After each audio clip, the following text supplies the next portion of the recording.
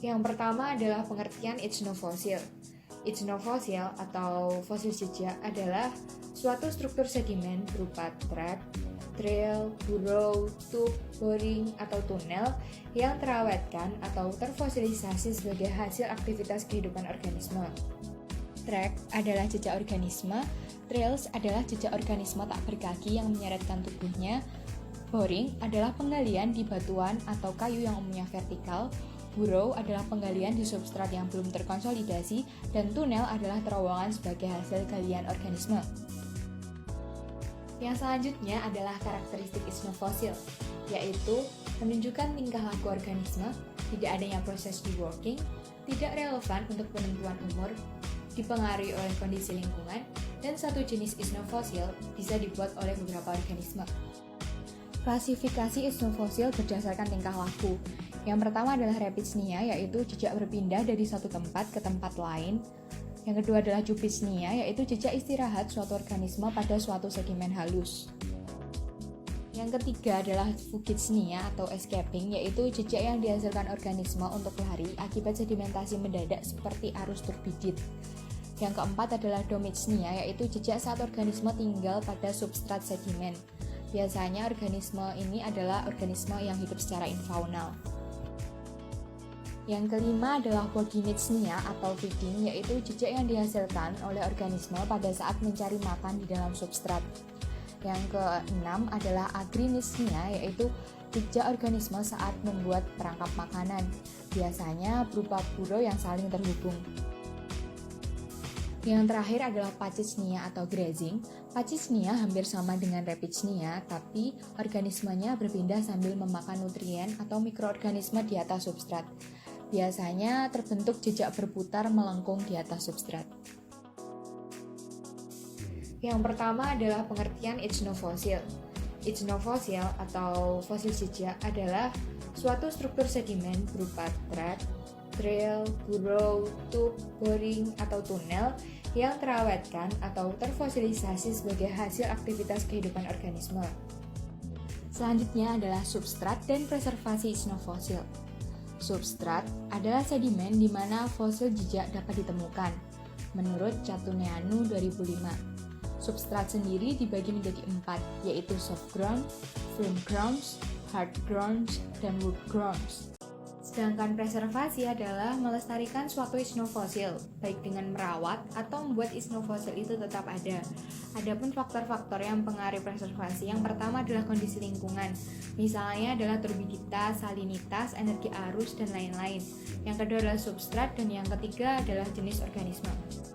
Menurut seorang ahli geologi yang bernama Say Lecher, pada tahun 1964 mengungkapkan bahwa suatu ichnofosil pada suatu substrat dapat terpreservasi menjadi beberapa tempat, yaitu epirelief, full relief, semi-relief, dan hyporelief. Epirelief ditemukan di bagian atas dari suatu lapisan, full relief ditemukan pada tubuh lapisan, semi-relief ditemukan pada batas lapisan yang ditunjukkan dengan warna abu-abu, dan yang terakhir adalah hyporelief ditemukan pada bagian paling bawah dari suatu lapisan. Yang selanjutnya adalah ichnofacies. Sebelumnya, facies adalah kenampakan lapisan atau kumpulan dari suatu lapisan batuan yang memperlihatkan karakteristik yang berbeda dengan sekitarnya. Sementara ichnofacies adalah kumpulan dari beberapa ichnofosil yang pembentukannya berdasarkan lingkungan yang sama. Selanjutnya adalah penyebaran atau distribusi ichnofacies di daerah laut. Yang pertama adalah Tripanites ichnofacies, terbentuk pada substrat yang terlitifikasi secara keseluruhan. Memiliki bentuk U, silinder, bentuk air mata, dan berorientasi vertikal. Contohnya adalah Tripanites, boring, dan masih banyak lagi. Yang kedua adalah Teredolites ichnofacies. Teredolites ichnofacies ini terbentuk pada substrat kayu dan umumnya terbentuk oleh organisme laut seperti cacing kapal modern dan teredo. Yang ketiga adalah Glossophonetes isnovasies, terbentuk pada substrat lumpur yang terhidrasi, berbentuk U, silinder, bentuk air mata, dan berorientasi vertikal. Contohnya adalah Gastrocyanolites dan masih banyak lagi. Yang keempat adalah Scolytos ichnovasies, terbentuk di lingkungan sedimen berpasir dengan gelombang laut yang tinggi, didominasi oleh bentuk silindris dan U-shape.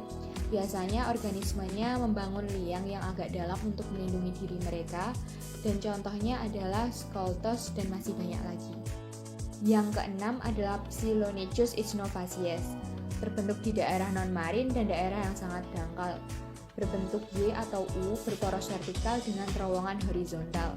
Contohnya adalah trek dan jejak serangga, reptil, mamalia, dan burung. Yang kedelapan adalah Cruziana ichnovasies, terbentuk pada laut dangkal dan sangat dipengaruhi oleh gelombang, mengindikasikan sedimen lunak dan halus, terpilah baik, dan pasir yang mungkin berlumpur dengan kondisi arus yang sedang.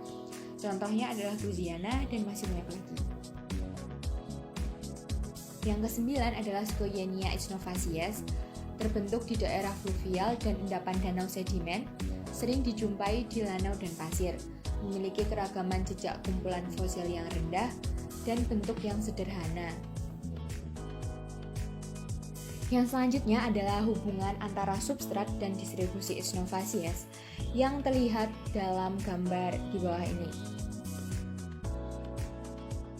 Dan yang terakhir adalah fungsi mempelajari ichnofosil, yaitu untuk korelasi stratigrafi, interpretasi paleoekologi, interpretasi lingkungan pengendapan, dan interpretasi batimetri. Sekian video dari saya. Apabila ada kesalahan mohon dimaafkan. Terima kasih.